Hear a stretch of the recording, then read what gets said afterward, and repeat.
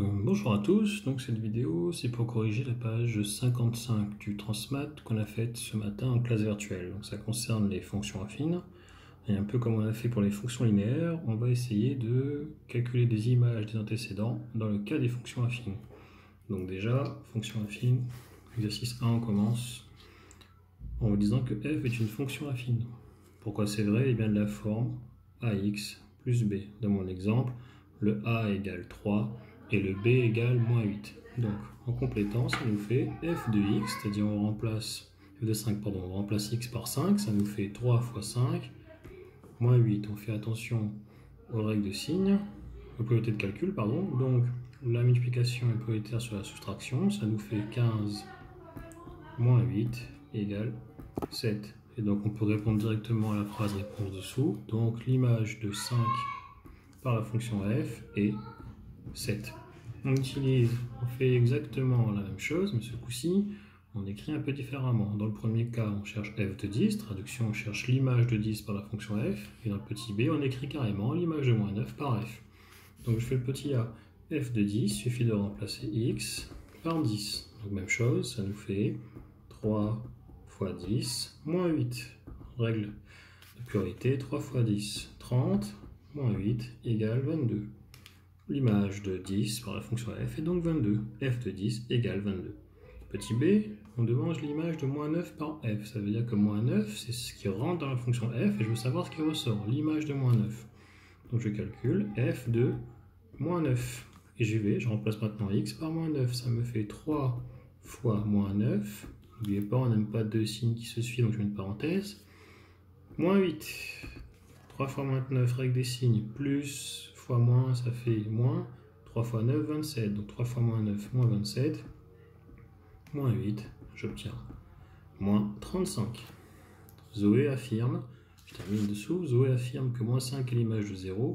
Comment on fait ça? Alors dans le Transmat, j'ai mis la correction et calcule l'image de 0. Moi je préfère utiliser le cours. Dans le cours, qu'est-ce qu'on m'a dit? Si une fonction est affine, alors l'image de 0 sera toujours le petit b.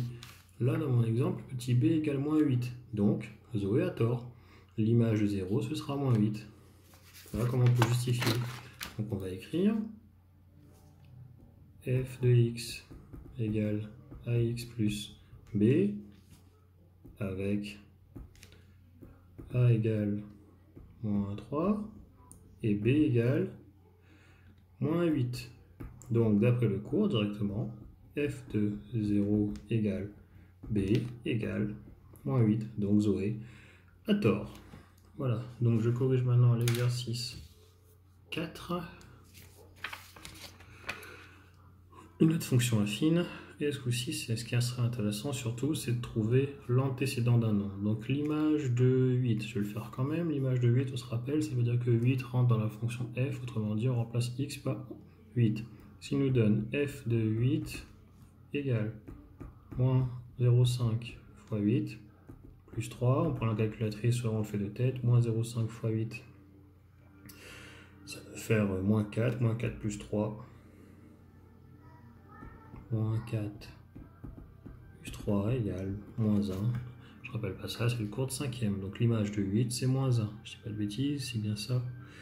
Maintenant, deuxièmement, petit b, on cherche l'antécédent de 12. C'est bien plus intéressant cette partie-là. Maintenant, on cherche l'antécédent. Ça veut dire on cherche le nom tel que je calcule son image chez 12. Antécédent, ça veut dire qu'est-ce qu'on avait avant. On a 12 comme résultat, qu'est-ce qu'on avait au départ? Rappelez-vous du schéma que je fais souvent en cours. D'accord? Donc on a 12, qu'est-ce qu'on avait avant? Donc on cherche un nombre qu'on ne connaît pas. Donc on va dire, on cherche un nombre, comme je ne le connais pas, je le remplace par une lettre. Donc on cherche x tel que quoi? Je veux que son image soit égale à 12. Traduction mathématique. F de x égale 12. L'image de x égale 12. Mais qu'est-ce que je sais pour f de x? F de x est égal à ce qu'on a là, moins 0,5x plus 3. Donc j'en déduis, on cherche x tel que moins 0,5x plus 3 égale 12. Donc on tombe sur une équation. Moins 0,5x plus 3 égale 12. C'est une équation, on a appris avant comment la résoudre ça.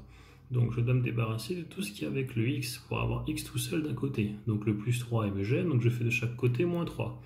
Alors je vais un peu plus vite comme ça, comme vous ferez en second. Donc, qu'est-ce qui va me rester à gauche? Il me restera moins 0,5x. Et directement de l'autre côté, on écrit 12 moins 3 égale 9. C'est bien ça. Donc on est arrivé à moins 0,5x égale 9. Qu'est-ce qui me gêne? Le moins 0,5. Moins 0,5, donc c'est fois moins 0,5. Donc de chaque côté, je divise par moins 0,5. Faites attention. On divise par moins 0,5. Je n'oublie pas le moins. Ça me donne ici à gauche x, c'est ce que je cherchais. Et ici, 9 divisé par moins 0,5. Plus divisé par moins, ça fait moins. 9 divisé par 5, on prend la calculatrice, on trouve 18. Voilà, donc l'antécédent de 12, c'est 18. Comment rapidement on vérifie ça? Eh bien, on ne s'est pas trompé. Pour vérifier, on va remplacer x par moins 18 dans la fonction et voir si on tombe bien sur 12. Donc ici, moins 0,5 fois moins 18, moins fois moins, ça fait plus. 0,5 fois 18, 9. Donc ça fait plus 9 plus 3. On trouve bien 12, on ne s'est pas trompé. Donc, je termine par l'exercice 5. G est une fonction affine. Donc, de la forme g de x égale 7x moins 2. Donc, on a le petit a, c'est 7, petit b, c'est moins 2. Je ne rappelle pas. G2 moins 5, c'est facile à faire. On remplace x par moins 5 dans la forme de g, ce qui nous fait 7 fois moins 5, moins 2, plus fois moins égale moins, 7 fois 5, 35. Ça nous fait moins 35 moins 2 égale moins 37. Je ne me trompe pas, c'est bien 7x moins 2. Le petit b, attention, je l'ai dit ce matin, c'est un gros piège. On voit le mot image ici, donc on a l'impression qu'on calcule une image. Mais attention, ça c'est une phrase en français qui est piégeuse. Même s'il y a le mot image, en fait, qu'est-ce qu'on cherche ici? On cherche le nombre qui a pour image 0. C'est-à-dire le nombre, il rentre dans la machine et son image c'est 0. Autrement dit, on cherche l'antécédent de 0. Donc ça paraît bizarre parce qu'il y a le mot image qui est écrit là, mais si c'est formulé comme ça, on cherche l'antécédent de 0. Donc, même méthode que tout à l'heure, on cherche un nombre qu'on ne connaît pas, donc on l'appelle x, et on veut que son image, ce soit 0. Donc on écrit tel que g de x égale 0. g de x égale 0 d'un côté, et je sais que g de x égale moins 7x moins 2. Donc ça nous donne quelle équation? Ça nous donne moins 7x, non pourquoi moins 7x moins 2 égale 0. Qu'est-ce que je fais? Je résous l'équation. 7x moins 2 égale 0. Il y a le moins 2 qui me gêne, donc je fais plus 2 de chaque côté. Donc ici, il reste 7x égale 0 plus 2 égale 2. Maintenant, je suis arrivé là. Qu'est-ce qui me gêne? De chaque côté, ici, j'ai x7 avec le x qui me gêne. Donc, je vais diviser par 7 de chaque côté.